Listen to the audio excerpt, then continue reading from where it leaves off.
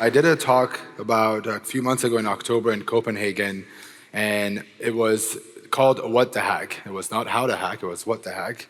And I pretty much talked about a story or multiple stories of friends of mine and colleagues of mine who have gone into hacking and how they did this thing with hacking and made money. And some of them started their own startups, some of them got jobs, they did cool stuff, wrote books, adventures that they went on. And when I got asked to talk at Amsterdam, I realized I talked about all these amazing things that people did, but I never gave you examples of what they did, how they did it, and if anybody in the audience ever wants to start, how they could do it. But before I get into that, are there any hackers in this room? Okay, my kind of people, I see a few hands, all right. Okay, I feel a little bit better. So before we jump into it, the agenda for today is I'm gonna kind of explain my story of who I am and how I got here. Then we'll talk about what hacking is, and then I'm gonna have some really simple examples of some of the vulnerabilities that I've found that were just very obvious. And then we'll talk about how to get started, and hopefully I can answer some questions for anybody that wants to get into the scene. So hi, I'm Ben Sadeghipour. Most people online know me as Nahamsek. In short, I am a hacker. I hack companies for a living now, and I make content for people to learn how to do it. And I do public speaking, I do training, and actually I did host a training here at GOTO just a couple of days ago. Some of the companies that I can publicly talk about hacking are the ones listed right here. You can see there's Amazon, Airbnb, Lyft, Zoom, you name it, I've kind of hacked them. These are only the public ones that I can talk about. But roughly there has been another 150 other companies that I have an NDA with, or they don't want me to mention them. So in my 20s, before all this took off, I spent a lot of my time building a hacker community for a company called HackerOne. They are the leading bug bounty platform. They're actually a Dutch company, Dutch-American company, and they're the leading bug bounty platform. So a lot of these companies that I've put on there, most of them are hosted on HackerOne, and I got employed at HackerOne itself as well and helped them build their hacker community. And then about a year and a half ago, I left that job and put on a suit and became an exec for a startup based out of Amsterdam again.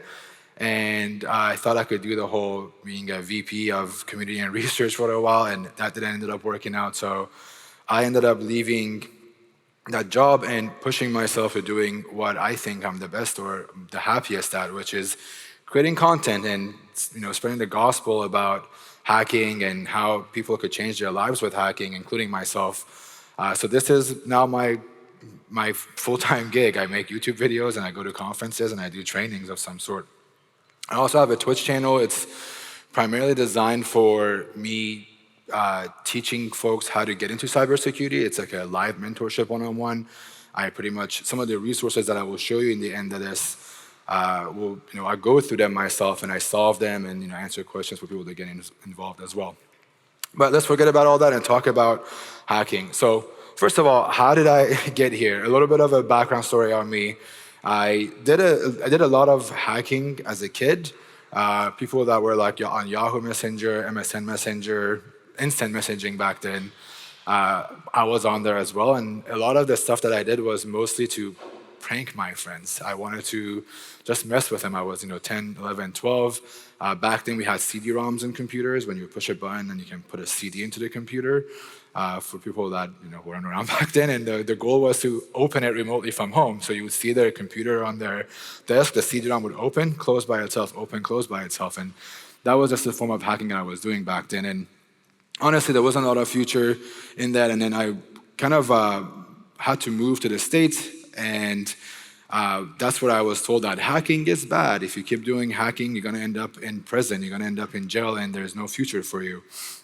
And honestly, I didn't want to go to prison or I didn't want to go to jail, so I ended up just putting that aside and going and pursuing a computer science degree, become a software developer, and let me tell you, I absolutely freaking hated it because even when I was a kid, I hated building things.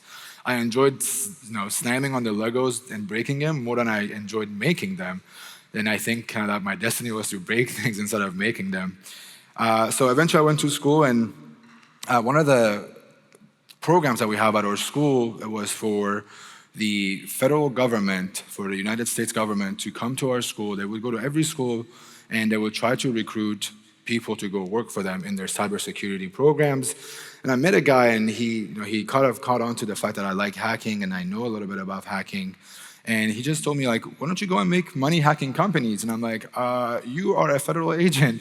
You're telling me to go hack companies and make money from it. That sounds kind of illegal. Are you sure that's a thing I could do? And he mentioned, no, go and look for this thing called a bug bounty. And go look at this. You can legally make some money. And I'm not gonna lie, at first it sounded very, very shady, and I didn't know if it was legit, but then, and my family was really convinced, like, this is it. Like, if you do this bug bounty thing, you're gonna go to jail, and naturally being young, what do? You do the opposite of what your family tells you, because that's how the world is. So I ended up going and doing this bug bounty thing, and I gave it a try, and I realized that companies are legitimately paying hackers. Back then it was Google, Yahoo, Facebook were the three that were doing this bug bounty thing, and people were actually making a little bit of money. So I gave it a try, and within the first couple of months, within, I want to say, the first 4 months, I got my first payout. This was the first time as an adult I had this much money in my bank account. It sat there, $9,000. It felt like it was fake money, it was monopoly money, it wasn't real, but it was real. I had it in my bank account. So I went to my family and I told them, like, hey, I want to buy this dream car of mine. It was like a convertible BMW. And when I went to the person that knew me to buy it, he literally thought I'm selling drugs or something, that I have all this cash. And then I explained to him, no, like, I'm doing something legit. Like, you can hack companies and they pay you. And my family was still convinced, I'm going to jail. There's no way getting out of this. Like, the FBI is gonna come knock on my door, FBI, open up, and then they're gonna take me away. But things got real when they started putting me in the magazines and a couple of the local newspapers. So this is me at 24, I wanna say, and this is the local newspaper in my city. They came and did an article on me, and then the next thing picked up, CNBC had me on their in their magazine, and they pretty much covered the fact that college kids, or younger even, are doing this thing called bug bounties, and they are making money. And this is legal, legit, and anyone could do it. And turns out it wasn't just no longer a hobby. It was still, I did it for the pleasure of just hacking things, even though money was a good plus side to it. But the question became, what else can I do with this bug bounty thing? And this is the early days. This is like the second or third year that bug bounties have become a thing. So at this point, I'm one of the early, very, very early adapters of this new ecosystem. So what else can I do? Can I hack full time? Could I maybe graduate college and not have any debt? Because I don't know about here, but in the US, debt is a huge thing. When you come out of university, you owe the government a lot of money. So could I do that when I get out of school? And could I pay for my fun? Can I go on adventures, do things? And the answer turns out to be yes. So here I am. Pretty much everything that I've done was a product of, I call myself a product of the bug bounty ecosystem. So everything I've done with my career, from becoming a security engineer to a public speaker, trainer, content creator, whatever you want to call it, is all because I was an early adapter of this thing called a bug bounty. So I've mentioned bug bounty a lot of times. Does anybody here know what a bug bounty program is? Love it. So years ago when I would ask this question, it would be crickets, no hands up. So I love that. How many of you have participated in a bug bounty program? Okay, how many of you run a bug bounty program maybe? And how many of you just heard of bug bounties through the news, white hat hacking, whatever it is? Okay, very cool. So yeah, what is a bug bounty, first of all? Bug bounty programs are pretty much it's not a contract really, it's like a freelance work. So anybody could go and become a bug bounty hunter. The whole premise of doing bug bounties and vulnerability disclosure program is you find a vulnerability, they pay you for it. And you have to play within the rules of their bug bounty program. Every company has their own security page. On that security page, they define the rules of their program. So these are the things that you have to do. These are the rules you have to follow. These are the assets you can hack on. And these are the rewards that we could give you. Sometimes those rewards are anywhere from $50. I've seen that number go higher in the recent years, but when I first started, it was $0 all the way to $15,000. But now recently, it's anywhere from $100 to $100,000 for a single vulnerability. It sounds like a scam. I promise you, it's not a scam. It's not a pyramid scheme. It's just literally you submit bugs and you get paid for it. It is legit. And I honestly, genuinely think a lot of people don't understand that how simple hacking could be. And I feel like anybody in this room at some point in their life has done some sort of hacking. And I don't mean like a hackathon or anything like that, purely hacking. So let's just play a game. Who here has found a way to get out of something due to a loophole? You can admit it, it's okay. Okay. Anyone has found a way to game a system maybe? Maybe you were using a coupon that was meant to be used once and then you keep using it or sharing with your friends? Okay. That is kind of hacking, right? You're finding loopholes in things that are not supposed to work a certain way, and you are making it do the opposite of that, right? You're finding ways around it. There are a few more examples I would say, but this is literally the idea behind hacking. So hacking is the mentality of thinking about something, looking at a program and saying, I wonder what this program does. What is the thing that's most valuable to this program or this software or this website? What is considered being sensitive to this company? What is it supposed to protect against? What does it not want me to do? What is it not supposed to do? What is it supposed to keep hidden from me? Or maybe you're logged from some permissions of maybe functionality, for example, maybe there are user permissions, whatever that could be, right? Sitting there and going, first step, what is this program supposed to do? What is it not supposed to do? And how do I make it do that exactly for me? So how do I find a way, if it's supposed to protect the user against X, Y, and Z, how do I make it not protect that user? If it's supposed to not show me private information about somebody, how do I make it do that? And I have a really good example of it. Hopefully it works. This girl found a way to hack Chipotle and get a $3 burrito. This is absolutely insane if it works. First, you gotta download the Chipotle app. You're gonna select one taco, whatever meat you want, and select rice as a side, beans as a side, and salsa as a side. You're gonna get one tortilla on the side for 50 cents. My total came out to $3.95. Hold up, got my burrito or whatever this thing is. Got the rice, got the black beans, you got the salsa, the extra tortilla, and then we got the taco. Extra tortilla is gonna be the burrito wrap. 50 cents. I'll get our meat down, I'll get the beans down, rice, salsa. I'm gonna wrap it up. Here we got our $3 burrito. This is pretty thick. Do this from now on. Why would you spend $10 if you can spend $3? So if people that don't know what Chipotle is a restaurant brand in the US. You go in and you order your burrito, you ask them to put stuff in, and they just added a single taco for $3. Somebody figured out a legit way to go to a Chipotle and get a giant burrito that usually costs about $11 for $3.50. People exploited it so much that Chipotle actually put a ban on this now. They've implemented something new, they've patched it, so you no longer get a burrito for $3. But that is literally a good definition of hacking. Back in the 90s, if you were to, I don't know if it still works, but the vending machines, people had found a way, if you take the soda cap, and you put water in it, and you freeze it, it becomes thick enough for the machine to think it's a quarter. So just put that in there, it would give you free sodas, right? That's another form of hacking. It's just finding a way to get what you want without, doing the thing that it's supposed to protect against. So, just to wrap that up a little bit, it's how do I game the system? How do I pay less? How do I get more for less? So the Chipotle example is honestly one of the best ones I can find.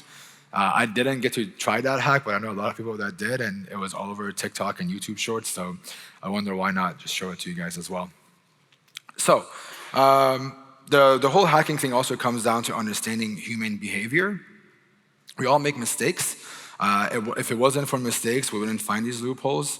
People forget, or they're so tunnel vision in one thing that they want to protect or get something done so much that they forget about everything else. It's like those memes that you see. There's a giant fence that you can't get through, and then you go 2 meters down, there's like an open hole you can go through. It's because people are so focused on blocking that one area that if you take a few steps further, you can get through it, right? So hacking is the same. People have deadlines. A lot of people out here are software engineers, for example. You work in large teams. It's not your deadlines, but you have to meet some other product team's deadline. So security becomes a little bit of a less focus for you than anything else, right? So people make mistakes, and this is why I have a career. So thank you for making these mistakes so far. Now, let's talk about some examples. So the examples that I'm going to show, I need to explain a little bit. The examples that I'm going to show, they're going to look very stupid and very easy. I promise you they are real. The examples that I show you are pretty much the patterns that I've identified in some flavor. It's worked this way.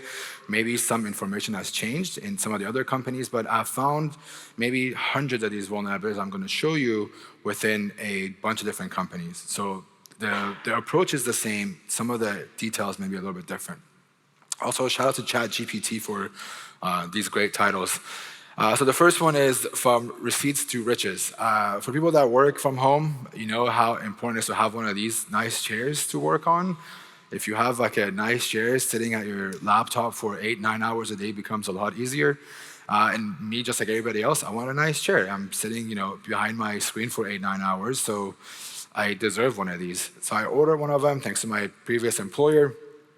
And what they allowed us to do was buy this, we would purchase it, and then my company would let me just get the receipt, send it to them, and get a refund from my company as an expense. So what do? I go and say, hey, I want my receipt. This is literally a company called Autonomous AI. They have great chairs. I'm not sponsored by them, but the chairs are great, but their website's even better. So you go in there, and when you ask for a receipt, what it does is it sends this request. It says, hey, the order API, I have an order. I want you to email the invoice based on that order ID, and I want you to email it to that person. me@gmail.com is my personal email that I was using, whatever it was, right? So the application is supposed to look at that order ID and say, hey, does this order ID belong to that email address? If it does, then I'm going to send you one of these. And that's me getting my order on May 5th of 2020, $70 discount on a $419 product. I paid $345 and 33 cents. Done, right? So I made a request, I get my receipt. But what happens if I go back to that, and if you see mine ends in 471. What happens if I just make it 470? I don't change the email address. Oops. I don't change the email address, but I still ask for an order ID that doesn't belong to me, and I send it to myself. I get another receipt. But guess what? This one isn't mine. This one belongs to Amanda. She also ordered on May 5th, so she was the person before me ordering this. She bought a more expensive one, and she got a bigger discount, and she also paid $394 for her order. So at this point, what can I do? Well, that's easy. I just go through. I go, may I have a receipt? It gives me my receipt.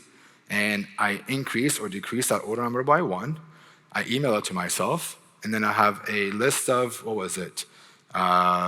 7,000 something, no, 500,000, almost 600,000 people's PIIs. That includes their name, what they ordered, that entire line that says shipping address has their phone number and their address. And I could have all this information based on just making that one small request. And I could have access to thousands of people's private information. So that's an example of just simply looking at the order ID and going, I wonder what happens if I just increase this by 1, and then getting information out of it. The next example is about becoming an admin on an application. This company allowed you to update your profile. So when you go in there and you update your profile, this is the information that it sends. It says, hey, I want to update this user, and this is the user's ID.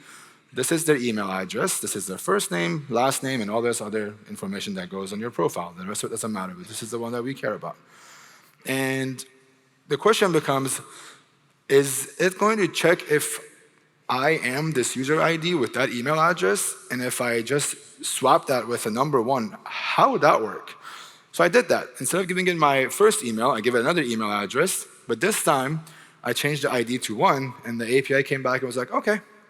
And turns out if I log out, if I log in, update my profile, change my user ID to ID 1, which is their admin, I log out and go back to the login page, do a password reset. It sends me the password reset token, the link, I click, and guess what? I become an admin, right? It's just a game of numbers at this point. So this company was like, okay, we got this, we're gonna fix it. So this time I said, I too am an admin. That one was canned, this one is, I too am an admin, right? This one they thought, okay, we fixed it, it's done. So what it does now is you update, it goes to that user ID, it sends your user ID, your email, and then this time it says your role is a user, right? And they also say, if you can actually, this time I let you look at all the other users. So if I go to user 1, the role becomes admin. This, after a while, went away, and I just don't know what happened. I think maybe I caught him at a good time. Then it went back to this. I don't know why, but a few days later, it went back to this again. But I already know how this works. I have seen it already. I've seen this slide. I know if I add role admin, something may change. So what do? You go back and you just go, I wonder if I add role admin and update my user, what happens? So what do? You log in as your user, you update your profile. You don't need to log out this time. All you have to do is refresh, and then bam, you're an admin again, right?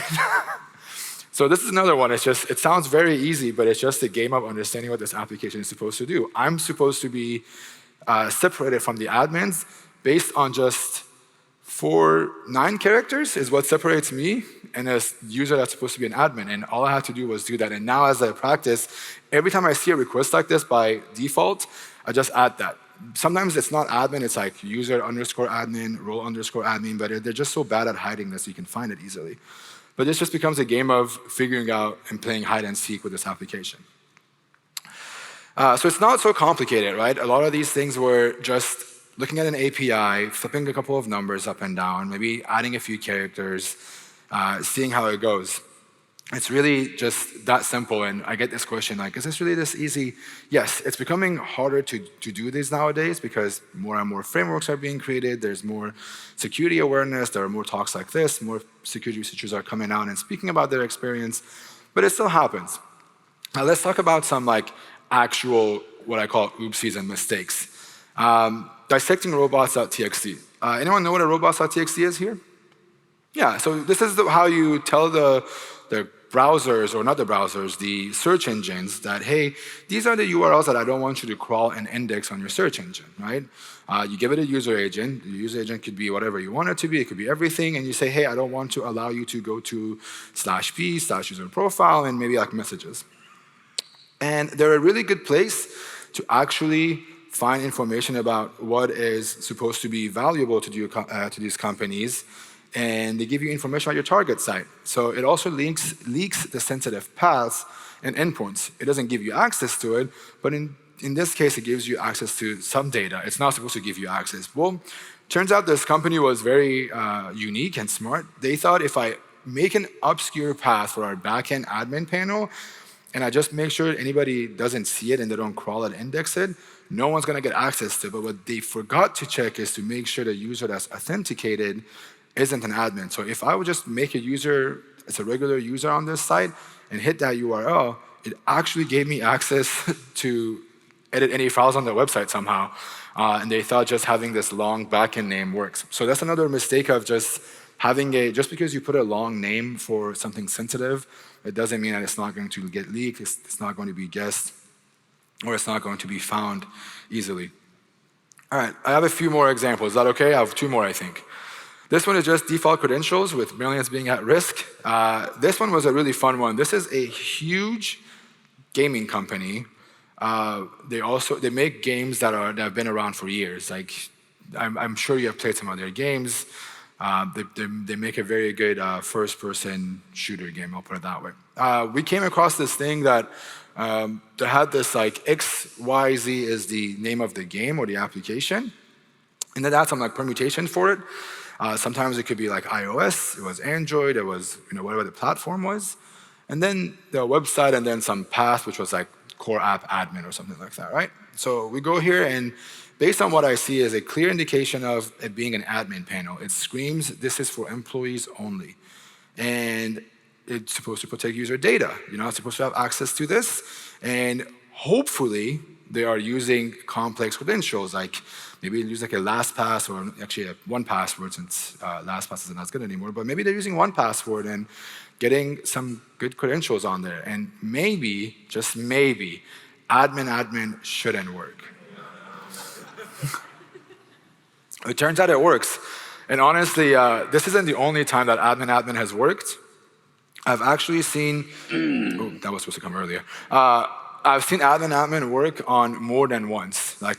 So they had 20 of these applications. It worked on every single one of them for this company, but they're not the only ones.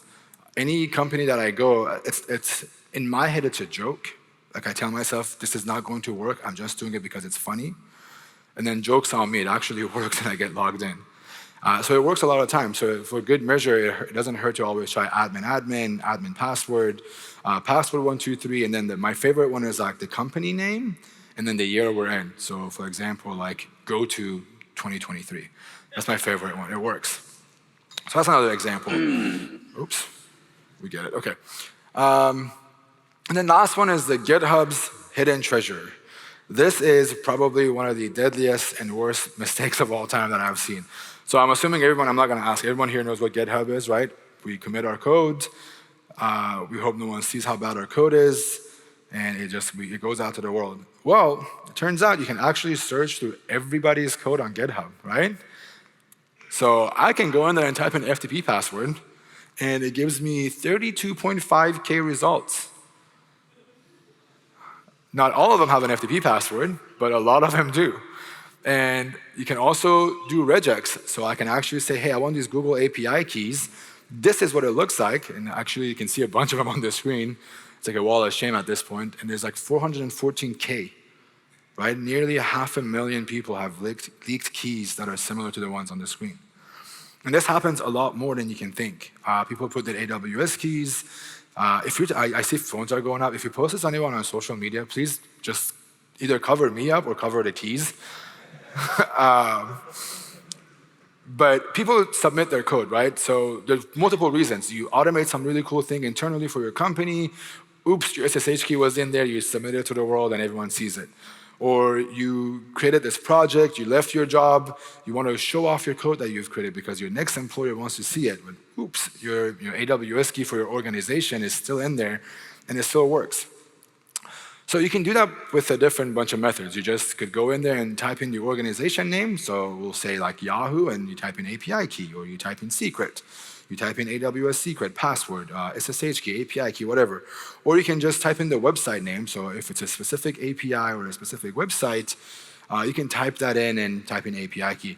I kid you not, there was a time where I found one of the how do I explain this company? One of the biggest pharmaceutical companies in Europe had their PayPal password on GitHub. And there was no two-factor authentication attached to it. So mistakes happen. You automate something, you forget your API keys in there, it would invalidate. Who's going to find my code, right?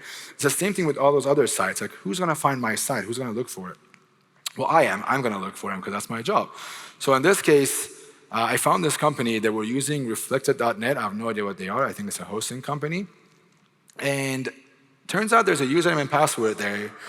And if you type that into an FTP server, it gives you access to all of their backups all the way from 2012. There's more to the list, but it gives you access to all of the. At first, I thought maybe this is a mirror, right? This is maybe like being mirrored. Someone's like ripping this website and downloading it to an FTP server. But then I kept looking more and more at the backups. Then it's like the source of the applications on there. People's like data is on there. People's photos were on there. And I emailed them, and they were like, oh yeah, this is definitely us, and it was gone within 30 seconds. So this is another mistake that happens a lot more than you can think of. And yeah, so those are just a couple of examples, and a lot of times, as I mentioned, a lot of people sit there and go, who's going to look me up? Who's going to find this asset? This asset was supposed to be internal, and then someone's like, we're just going to push it to prod at some point, right? It's just an assumption that this is secure enough, this is good enough, or who's going to try admin, right? These are just all the assumptions that developers make.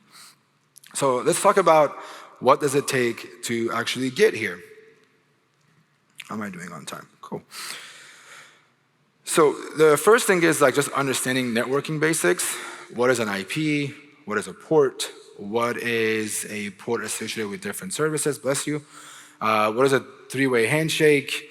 What are the different things that goes into a network, right? Can you talk about a notation of a CIDR, for example, and that kind of stuff. So those are just understanding the very basics of networking.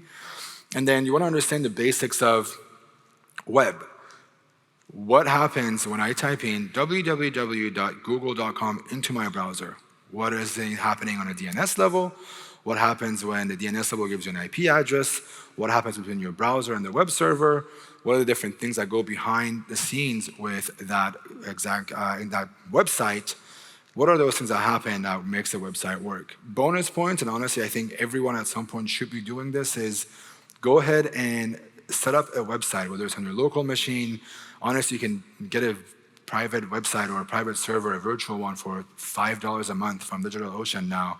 Get one, get a vanilla one, install PHP, install Apache, install MySQL, and maybe install WordPress on there, and just kind of get a website up and running to understand how does this work. How do I point my domain to a DNS server? How do I create a DNS server? How do I make it talk to the backend? And how do I get a website up and running on my own? So that's one of the best practices that I recommend everybody to do. Next is, you cannot escape this. Learn how to use a Linux operating system. A lot of the things that you do, even if it's not actually on a Linux operating system, you're going to use, for example, with path traversal vulnerability, you have to understand how you get in and out of Linux directories. And if you don't know how that works, it's going to be more complicated to understand it. And it just makes it easier to learn how to do Linux. It's not a requirement right off the bat, but it's very much expected to eventually get to. Then you want to get into web application hacking. This is when you learn the basics of web hacking and what are these different vulnerabilities. What is a cross-site scripting? What is an IDOR? What is NSSRF, CSRF, all that good stuff. And now I will talk about resources for these in just a bit. And then, last but not least, you want to learn about scripting. Learn Python. Learn Bash. If you're doing Linux and you learn how to do Bash and you know how to automate things with Bash, even better. This is definitely a plus and not a must-have, but at some point, you're going to hit a dead end, and you're going to want to go and learn how to do some scripting. And it's just something that helps you out. And I think most people that come from a software development background or some sort of an engineering kind of have this already. And then the last thing that I think, the last two things that are very important, and that's not really technical, it's the curiosity. Having the curiosity of going, I wonder what this does. Or I wonder what happens if I do this. I wonder, X, I wonder Y. It's just being curious to see what it does and going, why is this error message here? Why is it interacting with me the way it is? And then attention to small details is also a really big one, because if you don't see, for that example with the role, if I would have not seen those roles being attached to my user that one time that I saw it, I wouldn't have not been able to escalate that in a later time, right?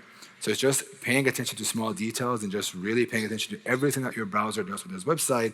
Everything that's happening, it's not a consequence. It's not a coincidence. Sorry, it's not a coincidence that's happening. There's a reason why this happens, and you want to make sure that you're paying attention to it. So before we wrap this up, where can I learn? I know this is the #1 question. I want to get into bug bounty hunting, or I want to get into hacking or cybersecurity. There are a couple of good platforms that I work with and have been great to work with, and other people have used. The first one is TryHackMe. This is their pre-security. So if you're very new to cybersecurity and you want to learn the basics of what is it to be in cybersecurity, this is a good place to go start. They have a lot of different modules. I think TryHackMe costs about 16 euros or something like that a month. So you can just go ahead, and this is about 40 hours of content. So 1 week of full-time or 4 weeks part-time. And it shows you all the basics that you want. It even goes through some networking and some of the concepts that are very valuable when it comes down to just security before you jump into security. For web hacking and bug bounties and things that I've talked about in specific, they also have a web fundamentals. Very, very good course to do. It talks about basics of web. What are the different HTTP requests? What are the different HTTP headers? What are the methods and networking, and what are the different ports? And the cool thing about TryHackMe is that they give you content to read, and then they have it's not a quiz really, it's just a question they ask you to make sure you understood it. And then if there's a concept that you need a hands-on lab, you just launch a machine right within TryHackMe. They give you a Kali box, which is one of the most popular operating systems, and they give you the machine that you're attacking on the other side, so you have zero barrier to entry. You can have everything given to you when you start. You don't have to install anything. It's all on their website, and they have tutorials on how to do all that stuff as well. The next one is, there we go. It's Linux fundamentals. This is Hack the Box. They're very similar to TryHackMe, except they work towards getting you your OSCP, or your Offensive Security Professional, Certified Professional. It's one of the most popular certificates out there. One of the courses they do have is the Linux Fundamentals. I highly recommend it. And then Similar to Try Hack Me, they have courses that you can learn bug bounty hunting, web hacking, privilege escalation, anything hacking. Both of these platforms have it covered, and they also give you your own virtual box, so you don't have to set it up on your own. You can learn Python. Honestly, Codecademy is a really good one to learn any programming language on. They have free modules. You can also pay them a couple $100 a year to just get access to their entire catalog. For Python and Bash specifically, I really don't think you need to go and pay anybody to do these. There are a ton of good YouTube channels that do it. There's a ton of free websites that do it. So maybe skip this one, don't spend money on this, and kind of like create a project for yourself that you want to do to learn how to code. There are a couple of websites that are very much like hacking skills specifically, more of the stuff that I do. One is Over the Wire. This one kind of makes you use a Linux shell and how to read files, how to extract information from files, how to decode things, how to encode things, and it's just to have a catalog, I think, of 30, 40 levels per category. It's a really good one. The next one is called Pico CTF. Instead of making you use a Linux shell, they make you use a browser stuff. So they explain to you how a cookie works, how to manipulate a cookie, for example, how to set a header, for example, a custom header, and so on. Those are not really hacking skills. They don't teach you how to hack, but those are the things that I personally use day to day, that I mess with or I change or interact with, that are very valuable to learn on Pico CTF as well. This one is a great one, Portswigger's Websec Academy. It's 100% free. They kind of force you to use their own tool. It's called Burp Suite. Burp Suite is a tool that I think 9 out of 10 pen testers that are on web use it anyways. They have a free version. You can get the free version and go through all these labs. The cool thing is they give you a giant thing to read about every vulnerability type, and then they give you a lab to solve that exact thing, and then they extend and expand on it.